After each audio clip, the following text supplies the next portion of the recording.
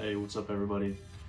Today I just wanted to make a video on it's basically a story or some kind of, guide, I guess, from a Bosnian man in the Yugoslav wars, which, if you don't know what the Yugoslav wars, it was whenever the socialist country of Yugoslavia fell after all the socialist states and all the communist states in the Eastern Bloc started to deteriorate and, come back to democracy or the West or whatever.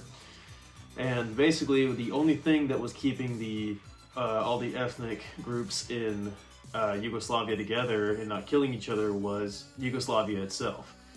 And after their dictator died and the country fell apart, it fell into, ethnic cleansing and, yeah, you know the rest.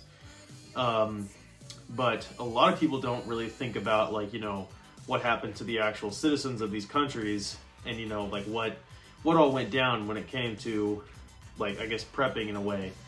And I think in a lot of ways, you could use these lessons that have been learned, well, not really learned, but these lessons that have been told by the Bosnian man and what he would do if he could go back. So let's just begin. Number one, how to move safely in a city. Now, a lot of people don't live in cities. Well, actually that's wrong.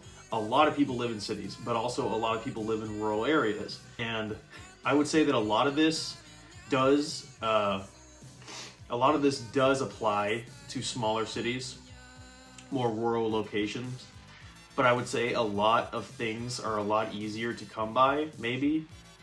At least in my mind, I would think that there's a lot, at least when it comes to unifying a group of people together, it would be a lot easier in smaller cities to be able to protect the town from, incoming threats, because in the event of a big, shit hit the fan situation, a lot of people are going to try and make it out of the city and they're going to try to go to rural areas.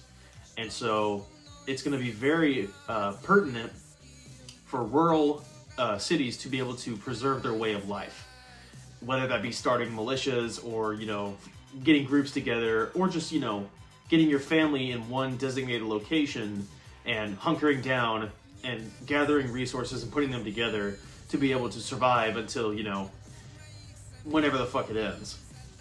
And in the case of the Yugoslav wars, they lasted for a long fucking time. Patrols. What he would do basically is what people in that time would do is they would patrol 5 men each week to make sure that the gangs, because gangs were a big problem in the cities. Besides the, war that was going on and the genocides, gangs were a big problem. There's always going to be a group of people out there that basically, their motive for shit hit the fan, like their fallback plan. Yeah, once shit hit the fan starts, I'm just going to come and fucking kill you and take your stuff. Those people are the worst. And they are going to be, probably put down immediately, at least in smaller towns. But those people still exist, and those people can find other like-minded people and start, a gang, a group of people to be able to go around and bully smaller groups of people for things that they need. So patrols, whether that be patrolling your neighborhood, your house, or your property, doing property patrols is just a good idea, while having at least 5 men. A lot of exchanges happened in the streets. The way that he described it was that here's the Stone Age, it's just above the Stone Age because there's no electricity, there's no running water, and it basically goes back to a bartering system. There are times whenever cash might be useful, there might still be a cash barter system, and he did say that he traded gold and silver for certain items because people saw ahead of the conflict and thought that, hey, we're going to make it out of this and this is going to be valuable in the future. Nobody used cars. And gas was really expensive and was almost non-existent. This is one thing that I think people do not think about, is that gas stations are going to be robbed. They are one of the first things that people are going to find, and they're going to try and, take as much of that resource as they can. So having stocks of gasoline is very important, but gasoline does go bad. So you might have to keep recycling that out. A lot of the movement, according to him, was done at night to prevent sniper killings. Because he was in a major city, and I'm assuming that the same thing would happen in a bigger city, like let's say Oklahoma City or Little Rock or Dallas or any big cities. any bigger cities with a larger population, especially with skyscrapers and big tall buildings that have narrow corridors, you know, you have to maneuver through the city, there's probably going to be snipers there that are going to try and take your stuff or just kill you just for fun. That's also a thing. People will be trying to kill people just for fun. I would assume that maybe if in the same situation would occur today, it'd be a good idea to carry a plate carrier over your clothes or under a jacket, a couple magazines, maybe a rifle. I would carry a rifle at night, and especially if I had night vision, I would carry night vision. I would use it, and I would be able to use a rifle that had a laser aiming system to be able to get to where I want, you know, for just either basic things or, you know, operational doohickey, bootard, larpy shit. Number 2, period useful information. Being useful is like a currency, whether it be certain skills like medical skills, land navigation, construction, like anything that is an ability to be able to be used in a situation where people need to get help. So like, you know, medical knowledge and being able to properly treat somebody is a big one. And that's things that a lot of people try to cover in the LARPing, you know, shit hit the fan, you know, like war all communities, is medical and, you know, land navigation. Basically skills that make you useful.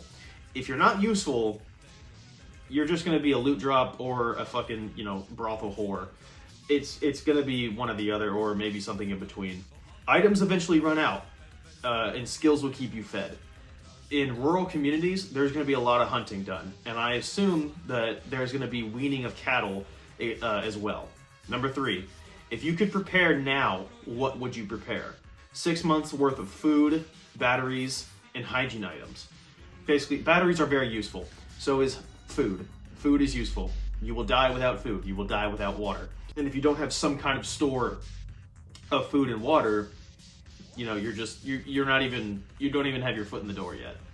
According to him, a lot of people died from hygiene, or a lack of hygiene.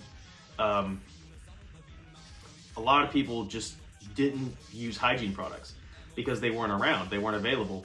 So that's a big problem. 2,000 rounds for each gun. Gardening and livestock, learn it. That's basically free food right there. There's a lot of vegetables and fruits that you could grow with very minimal effort that literally gives you free food. Same thing with chickens. I have a couple chickens at my personal home, and I wake up every day and I make eggs from those chickens. They lay eggs all the fucking time. Free food. Having enough strength to protect your family. You never know what situation you're going to be in or when something might happen. So being physically capable enough to be able to protect your family from threats is a big one. Being physically fit, being able to, you know, lift heavy things, the ability to run far and fast and do things that, you know, a man should do. Being alone will get you killed. You need people in your life. I think at least most people have people in their life that they can count on, or that they rely on, or that they're dependable on you. And in this case of a situation, you need to rally these people. You need to bring them to you, and you need to, you know, get together and form a closer bond to be able to protect each other from threats of whatever variety come through during this situation like this. Stockpile medications, antibiotics, ibuprofens, etc. Different medical items as well. I wouldn't say just stockpile pills. I would also stockpile, like, you know, tourniquets, chest seals, first aid kits, freaking whatever. Especially if you know how to use them, it's a good, you know, thing to stockpile and have a bunch of, just in case. You know, you can hand them out to people. You know, it's just a good idea. Number 4, defense and security. Make your home as unattractive as possible. He said in his writings that he made his home as unattractive as possible so that gangs wouldn't see it as a possible, you know, place to raid. He also barricaded the most sensitive areas of his houses. So, you know, doors, windows, like that. Basically anything you can barricade, you know, areas with. Organization is key.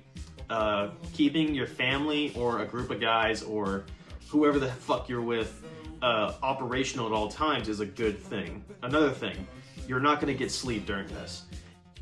You're going to be on a rotational system. You're going to be awake all the time. Their operational capacities are going to be, less, very much less.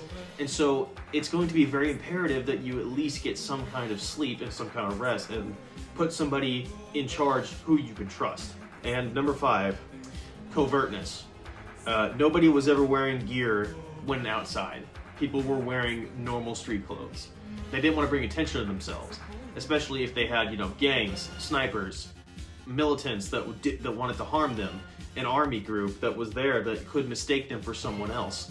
When they did carry weapons, they didn't carry very many of them, and whenever they did carry weapons, they didn't carry big weapons. They carried pistols and maybe some shotguns and a rifle. When it came to the toilets, a lot of the time they had a river close by to their house, so what they would do is they would bathe in the river, as well as they would dig latrines for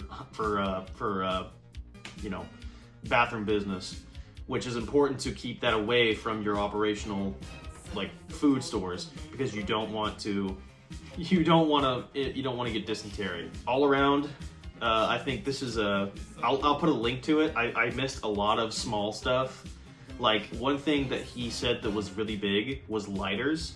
Lighters were a very big trading tool during that time, because fire is important, warmth is important.